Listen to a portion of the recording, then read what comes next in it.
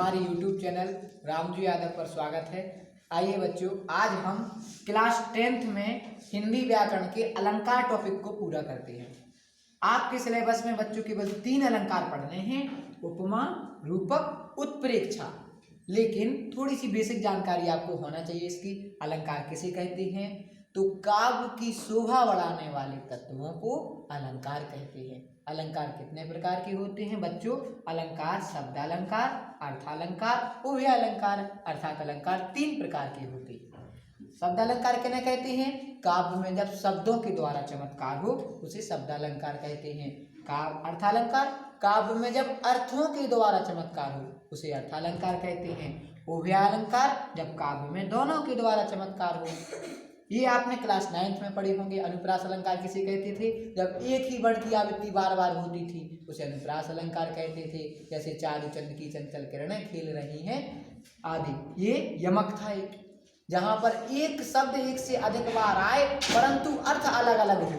जैसे कनक कनकते सौगुनी मादकता अधिकाय, बा पाए वोराय जग बा खाए वोराय। यहाँ कनक शब्द के 2 अर्थ थे। श्लेष अलंकार, श्लेष का अर्थ चिपका हुआ, जहाँ एक ही शब्द के कई अर्थ निकले। रही मन पानी राखिए। ये सब बच्चों हमने 9th में पढ़ा। आइए बच्चों, हमें 10th में जो अर्थालंकार से हमारे सिलेबस में है, उपमा, रूपक, उत्प्रेक्षा, उनको पढ़ते हैं। उपमा अलंकार को पढ़ने से पहले 1 सेकंड यहाँ देख लो। उपमा अलंकार के 4 अंग होते हैं बच्चों। उपमेय, उपमान, समान धर्म और वाचक शब्द। उपमेय किसे कहते हैं? जिसकी उपमा दी जाए, मतलब जिसकी उपमा दूसरे से दी जाए। जैसे हमने कहा हम उस व्यक्ति जैसे लंबे हैं, तो हम है ना लंबे, उस व्यक्ति जैसे लंबे, तो हम हुए उपमेय। उपमान, जिससे उपमा दी जाए, हम उस व्यक्ति की तरह लंबे हैं ना, तो हम वो व्यक्ति क्या होगा? उपमान। साधारण धर्म, जिसके कारण दोनों में समानता हो, अर्थात दोनों लंबे थे ना, ये इसी कारण तो उस जैसे बने हम भी लंबे वह भी लंबा। तो जिसकी उपमा दी जा रही वो हुआ उपमेय, जिससे दी जा रही वो उपमान, जिसके कारण दी जा रही है उसे साधारण धर्म, और बाकी समानता व्यक्त करने के लिए जो शब्द लिखे जाते हैं बच्चों उन्हें वाचक शब्द कहते हैं। तो ये 4 अंग हुए उपमा के। उपमा अलंकार किसे कहते हैं? जहां किसी व्यक्ति या वस्तु की तुलना अन्य किसी वस्तु या व्यक्ति से समान गुण धर्म के आधार पर की जाए वहां उपमा अलंकार होता है। मतलब बच्चों, जहां किसी व्यक्ति या वस्तु की तुलना किसी समान गुण धर्म के आधार पर किसी अन्य व्यक्ति या वस्तु से की जाए वहां पर उपमा अलंकार होता है। उदाहरण, मुख मयंक सम मंजू मनोहर। मुख माने चेहरा, मयंक माने चंद्रमा, सम माने समान, मंजू मनोहर बहुत सुंदर है। अर्थात एक लाइन है कि उसका मुख चंद्रमा के समान सुंदर है। तो मुख क्या हुआ? उपमेय। उपमान क्या हुआ? चंद्रमा। मुख की तुलना की गई ना, तो मुख हुआ उपमेय। किससे की गई? चंद्रमा से। चंद्रमा हुआ उपमान। और समान धर्म क्या है? मनोहर, यानी कि सुंदर है। सुंदरता की वजह से भी दोनों एक से हैं, मुख और चंद्रमा। और वाचक शब्द है सम, सम माने समान। तो ये हुआ बच्चों उपमा अलंकार। नेक्स्ट है रूपक अलंकार।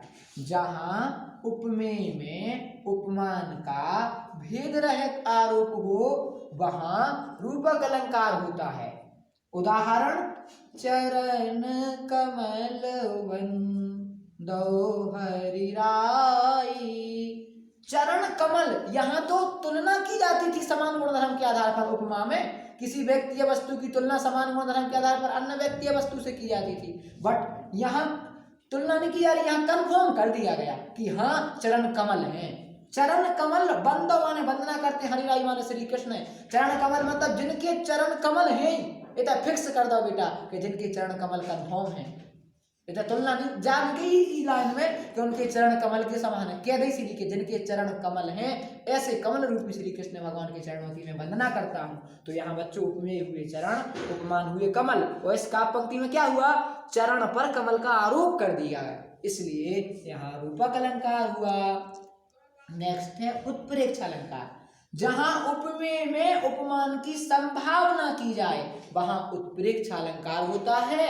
और जनु, जानो, मानो आदि इसके वाचक शब्द हैं। एक एग्जाम्पल है बच्चों, सोहत ओढ़े पीत पट श्याम सलोने गात, मनो नील मणि सैल पर आ तप पर्यो प्रभात।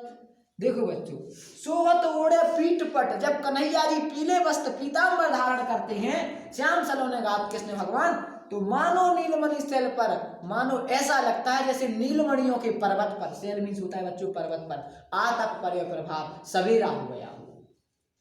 तो प्रस्तुत काव्यांश में श्री कृष्ण के श्यामल शरीर पर नीलमणि पर्वत की तथा पीले वस्त्रों पर प्रातःकालीन धूप की संभावना व्यक्त की गई है, इसीलिए यहाँ उत्प्रेक्षा अलंकार होता है।